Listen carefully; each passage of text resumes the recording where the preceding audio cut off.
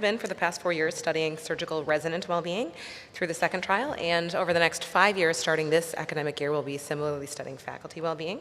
So today I'm hoping to show you a framework for thinking about how institutions drive surgeon well-being. So I think everyone in this room has seen Reason's Swiss cheese model for safety, in which in order to prevent an adverse event, we need multiple layers of defenses.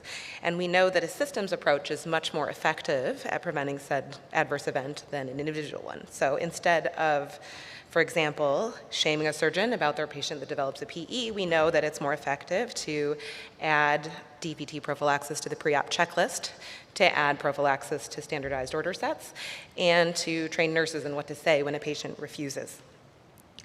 Yet, after 400 interviews with surgeons across 15 institutions across the country about wellness, I'll say that I think the prevailing sentiment about existing institutional wellness efforts is this. We are on fire, and administrators are asking us, have you considered taking up yoga? And I'll explain that there are 3 things here that are common to existing institutional efforts about wellness.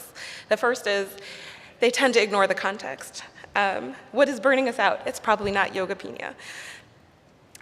2, they tend to overemphasize individual responsibility, and here I am talking about the 6-hour CME module on wellness and increasing happiness.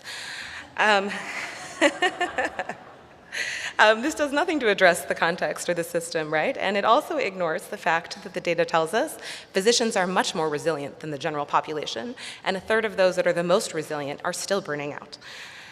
Third, the yoga, the wellness modules, the pizza parties, these aren't relevant to the context. So, that said, real systems issues are a little bit of data around this. This meta-analysis of 19 different studies shows us a greater reduction in burnout scores with interventions that are directed at the organization than the individual. So that's where we are going to focus our efforts with this faculty study. And this is the conceptual framework that we will use. So there are 3 things that constitute an individual intrinsic motivation for physicians: competence, relatedness, and autonomy. And I would submit that while each of these is sensed on an individual level, they're all modifiable with institutional levers. So for example, competence may be an individual sense of efficacy, of professional growth, and of meaningful work. But we as surgeons don't really develop or sustain those feelings in a vacuum. In order for us to feel productive, for example, we need the organization to be efficient. Organizational efficiency is the context, or lack thereof, is the context for burnout that we need to be thinking about. So it's so well articulated by this faculty member. Somewhere along the way, administrators figured out the whole goal of the operation is to expedite and facilitate surgery. You never want to tell a patient, you can't have surgery tomorrow because there aren't enough beds. And people just aren't going to beat their heads against the wall in that system. So because of this attitude, there's extraordinarily low turnout there among surgeons. I think we all aspire to have growth mindset, to learn from our mistakes. That is the stated purpose of M&M. And on some level, we all recognize that we all care, and that as people who care, we are likely to take our complications to heart. Yet, we talked to multiple surgeons who made this analogy between surgeons at M&M and predatory animals. Blood in the water and the sharks would come at you and you knew you were just going down. They reported witnessing and experiencing aggressively shaming comments like this one. You're not a surgeon, you're an assassin. We observed 15 M&Ms at 15 different institutions, and we found blame assigned in 12 of them. We found that coping was actually only explicitly addressed in 1 of them. Adult learning theory tells us that this is not a conducive environment for learning, and thus M&M is really an under-leveraged place for supporting each other and supporting each other's growth. So clearly organizations should improve system efficiency. They should try to eliminate the pain points that is burning us all out. And we can each remember to prioritize empathy for our own colleagues at M&M. More specifically, interventions that are a little more out of the box, I'd point you to the peer support program, which Dr. Heiss is going to speak a little bit more about APS's effort in that space. UCSF does a gratitude and good outcomes conference, G&G, that's interspersed with their M&M that highlights success stories to remind us of why we do what we do. Okay, second domain, relatedness. So similarly, this is an individual experience of collegiality, shared mission, and inclusion. But underlying it is the organization's policies and practices for supporting connectedness between its faculty. So incentivization, protected time and space, and fairness or transparency. So you can see from this set of contrasting quotes that we can incentivize collegiality. In the first, this chair describes how individual RVU targets forces surgeons to compete against their own partners, creating toxic environments.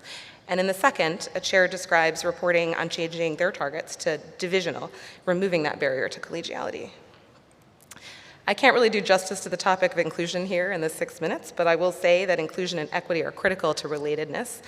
And a first step towards that is a mere acknowledgement of problematic areas, i.e. radical transparency. The photo, I admit it's a terrible photo, is one of the departmental grand rounds given by Ken Azaro at OHSU several years ago, in which he presents their department's physician engagement data and invites discussions for solutions.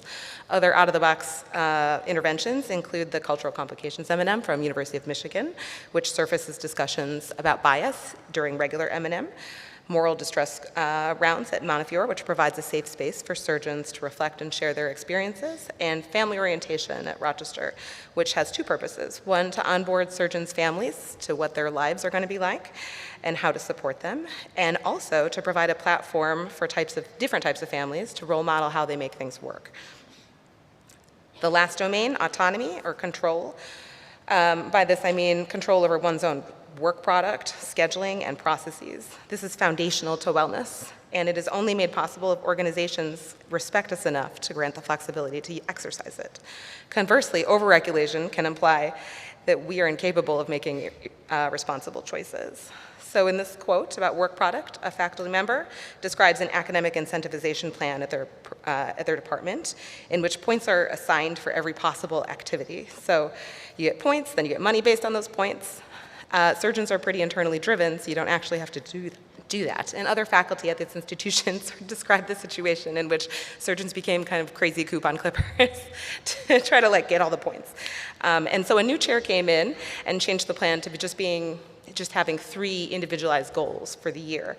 And as the surgeon comments, figuring out how to do less and do it better is probably beneficial for everyone.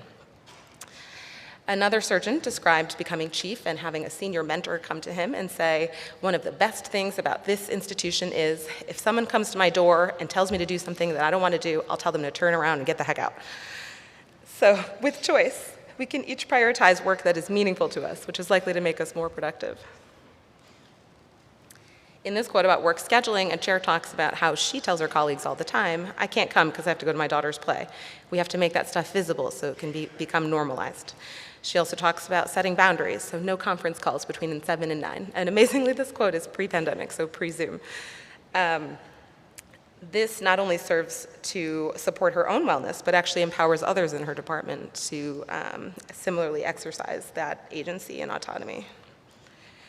So institutions need to figure out how to hear and respond to clinician concerns. The Listen, Act, Develop intervention from the Mayo is essentially a PDSA quality improvement cycle for wellness. Institutions should also figure out how to allow flexibility, i.e. to trust surgeons to maximize their own productivity. The time banking plan at Stanford takes acts of service, like volunteering to pick up a colleague's call, and turns them into credits for services to facilitate home and work life. So for example, meal delivery services or grant writing help. I'll also note that sometimes people aren't really looking for flexibility, but they're forced into it due to lack of infrastructure. So the Mayo has an on-site sick child care center that's staffed by a nurse, so parents don't need to take time off when their kids can't go to school to daycare. I can't imagine anything that is more burnout-inducing than having to use all your vacation time to deal with your vomiting child. So, in conclusion, institutions need to build multiple layers of defense against surgeon burnout. We need organizational policies and practices that are relevant to our context and support our individual senses of competence, relatedness, and autonomy. Only then can we prevent and not just triage this epidemic of poor well-being. Thank you very much.